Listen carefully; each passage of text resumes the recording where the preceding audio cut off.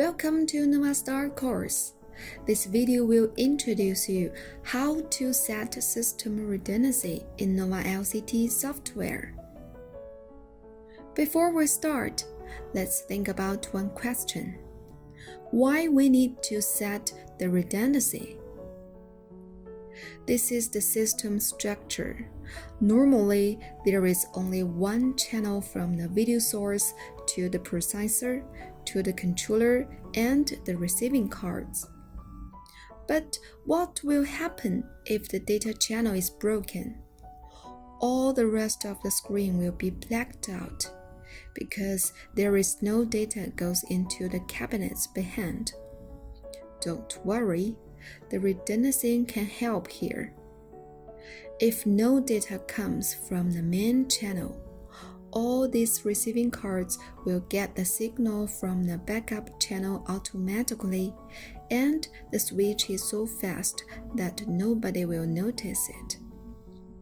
When do we set the redundancy? The redundancy settings are usually the last step of the screen configuration. After the LED screen has been configured, the entire screen can display the video source normally, and the system redundancy settings can be performed at this time. How many situations we have when setting redundancy? 1. Redundancy settings between output ports, mostly used for low-resolution screens to prevent black screen problems when the network cable is disconnected. 2.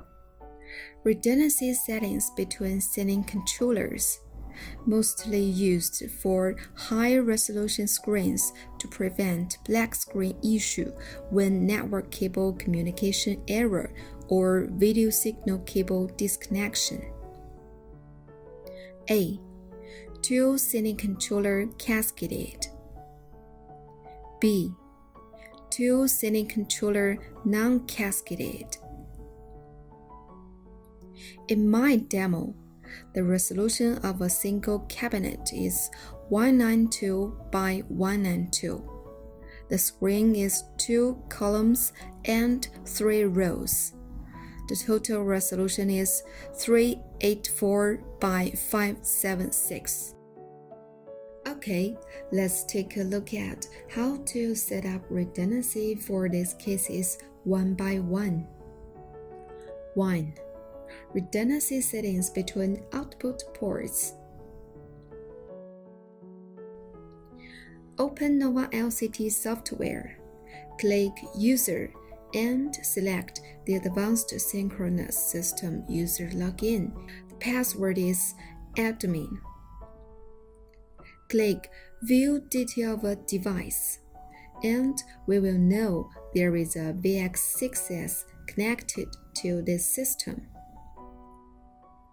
Click Screen Configuration. Go Next. Get into the sending card setting interface. Click Add from the redundancy setting area.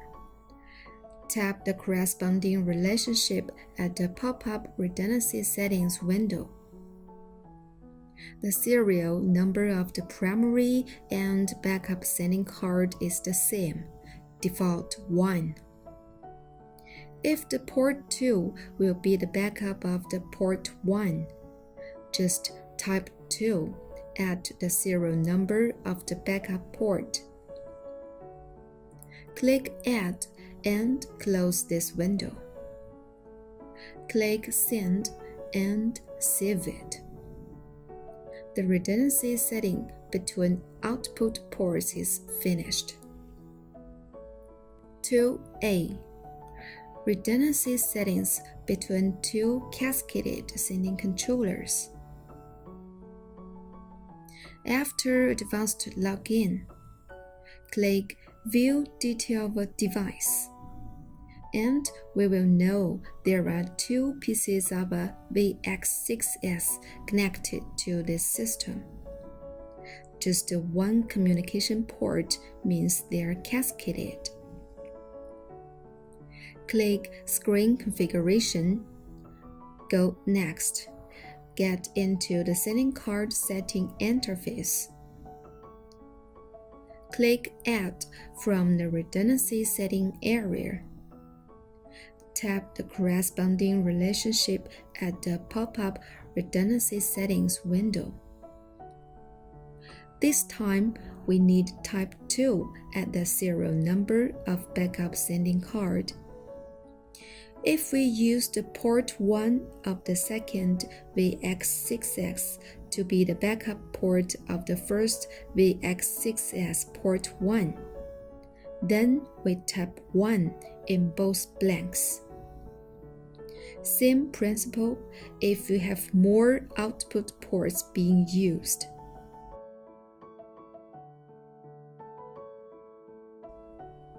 Close the window, click Send and click Save.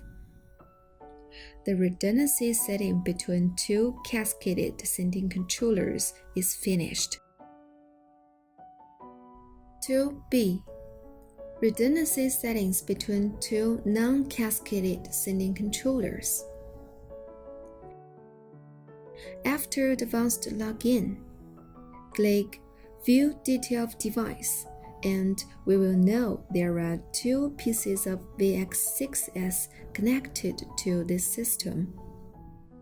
There are two communication ports in the list, means these two sending controllers are controlled separately. Click Screen Configuration. Select the first COM port. Go Next. Get into the sending card setting interface. This time, we need to take the Set as Primary option at the redundancy setting area. It is not finished. We need to go to the Screen Connection tab. Click Save to File. Here, we name it as Demo and save it on my desktop. Now back to the main interface. Click Screen Configuration. Select the second COM port. Go Next. Get into the Screen Connection interface. Load from File and browse the demo.scr. Send and save it.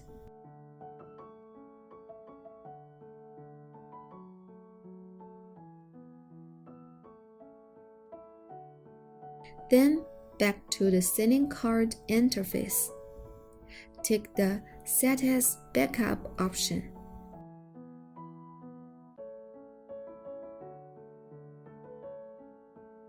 And save again.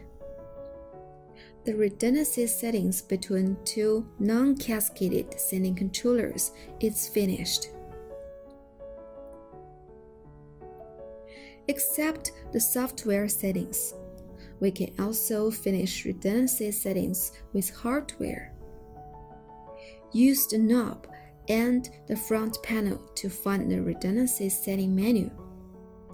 Set the first sending controller as primary and second sending controller as backup. Two sending controllers need to have the same screen mapping. Okay, that's all for the redundancy settings. Thanks for your watching.